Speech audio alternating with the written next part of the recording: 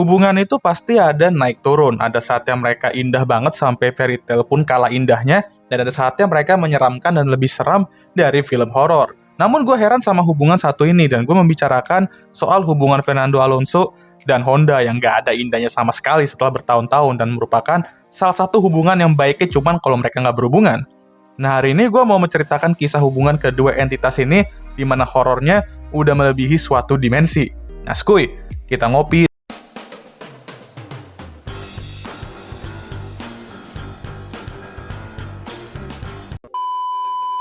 Semua dimulai di 2015, di mana McLaren reuni dengan Honda setelah 23 tahun mereka berpisah, dan Fernando Alonso pun juga kembali ke tim McLaren itu setelah mereka berpisah di akhir 2007. Jadi 2015 merupakan tahun penuh reuni dan harapan bahwa McLaren kali ini dengan mesin di mana mereka achieve banyak sekali sukses di masa lalu, bisa kembali bersaing di papan atas dan menjadi juara dunia lagi di era baru ini. Di pre-season testing, udah terjadi suatu musibah yang dimana hingga saat ini masih menjadi misteri fakta sebenarnya itu seperti apa sih gitu, yang mana faktanya gitu ya.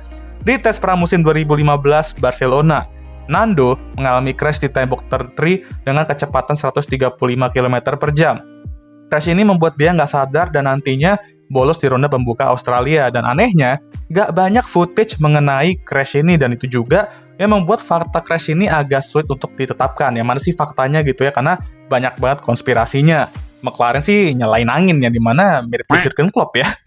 Namun Nando mengatakan bahwa bukan karena angin, melainkan steering lock-nya bermasalah dan itu membuat mobilnya langsung menghantam tembok gitu.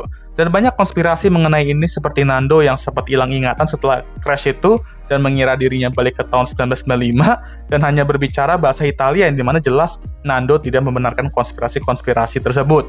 Intinya, ini adalah salah satu misteri yang paling terkenal di F1, dan hingga saat ini apa yang sebenarnya terjadi ya hanya Tuhan dan mungkin Nando juga yang tahu. Kalau itu pun emang hilang ingatan beneran, ya mungkin Nando pun juga nggak inget apa yang terjadi saat itu. Tapi anyway, dia balik balapan di Malaysia, yaitu ronde kedua. Dan dapat dikatakan, musim ini merupakan musim gatot oleh McLaren Honda. Nando mencetak 8 kali DNF musim itu, dan dia hanya mencetak 11 poin, di mana best finishnya itu di Hungaria, di mana dia finish di posisi kelima. Lalu head to head dia dengan Jensen, rekan tim yang musim itu juga lebih unggul Jensen sedikit. Cuma di qualifying dan best finish saja di mana Fernando Alonso tuh unggul. Kedua pembalap sama-sama mengalami masalah reliability musim itu, dan ya Nando di tahun pertama dengan Honda aja udah mengeluarkan tim radio ikoniknya seperti lalu pastinya kita ingat juga yang satu ini. Intinya bukan tahun yang bagus, dan di 2016 musim kedua bersama Honda, oke lah, menurut gue ini salah satu musim underrated Honda semenjak mereka comeback ke F1 di 2015. Reliability mereka udah lebih oke, dan mobil McLaren itu juga improve dibandingkan musim lalu. Walaupun awalnya dia sempat membuat satu atraksi yang mengerikan kayak kita kalau hilangin Tupperware emak dia dengan crash ini, dan gak tahu kenapa hobi banget nih orang beratraksi di awal tahun ya. Tapi musim ini Nando konsisten banget cetak poin dan mengakhiri musim di posisi ke-10 klasemen, top 10 lah ya. Hanya 3 kali DNF dan tentunya mendominasi head to head dia dengan Jensen Button, di mana ini juga merupakan musim terakhirnya di F1. Nah, di 2017 kita semua berharap McLaren Honda bisa terus improve, apalagi mereka akhirnya kembali ke heritage mereka, warnanya yaitu warna pepaya. Jadi kita semua berharap combo maut McLaren Honda ini juga kembali ke heritage mereka yang lama di era 90-an atau 80-an. Yang nyatanya emang bener sih, mereka kembali ke heritage mereka yang lama, cuman bukannya 80-90-an, melainkan yang 2015, 2 tahun yang lalu. Bahkan ini lebih parah karena mesin mereka gak hanya lelet di lurusan, tapi di awal musim bahkan gak kuat dibawa sampai akhir balapan ya. Dan terbukti, Nando capek-capek carry mobil itu ke top 10, tapi ujung-ujungnya mate juga mobilnya. Dan fun fact guys, di 2017, dia tuh sempat cuti di Monaco karena dia ikut balapan di Indy 500 yang jadwalnya bentrok ya. Dimana mesin mobilnya, ayo tebak apa mesin mobilnya di IndyCar itu? Yap, Honda. Dan oke lah, di balapan itu dia tampil gacor dan bersaing untuk kemenangan sebelum akhirnya dengan sisa 21 lap, mesinnya bermasalah dan cocok lah ya dia pakai BIM ini ya kan. Kenapa selalu dia dan Honda gitu kan? Bingung gue juga. Dan ya balik ke musim 2017, Doi mencetak 10 kali DNF di musim itu. Dan tentu dia mendominasi rekan timnya lebih muda yaitu Stoffel Vandoorne. Cuman asem kali lah, tapi setidaknya tim radio dia musim itu menghibur banget.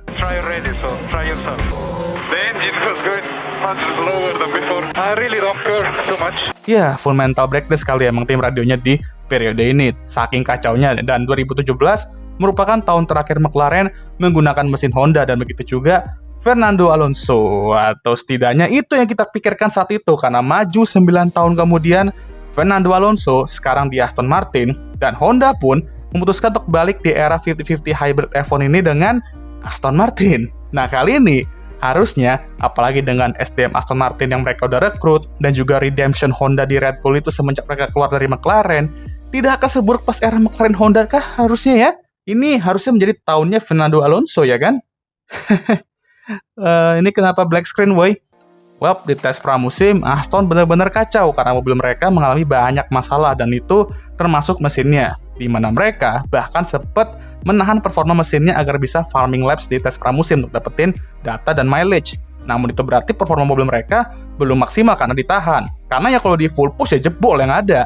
Sasis mereka yang didesain oleh Adrian Newey pun juga kacau karena itu menciptakan vibrasi yang OP, kayak ibarat gempa bumi lah yang membahayakan fisik pembalap nantinya. Untuk masalah lengkapnya Aston di mobil mereka musim ini dan sebagainya, mungkin bisa dijadiin materi skripsi kali, dan mungkin di lain hari gue akan bahas lah fullnya ya. Tapi kita balik lagi ke topik dulu. Ketika kita ke ronde pembuka era baru F1 di Australia, Aston Martin dikabarkan kalau mereka di awal musim ini berniatan hanya ingin jadi pelengkap aja, dan mereka bahkan nggak percaya mobil mereka bisa tembus full distance balapan. Hancur sehancurnya dah ini tim ya. Dan Fernando Alonso lagi-lagi terlibat dalam film horor yang menceritakan kisahnya dengan Honda tersebut. Ketika lo mengira era dia dengan McLaren Honda seburuk itu, well, di 2026 seketika langsung double dan mungkin triple keburukannya. Di Australia, 21 lap doang sebelum dia harus DNF karena vibrasi mobilnya.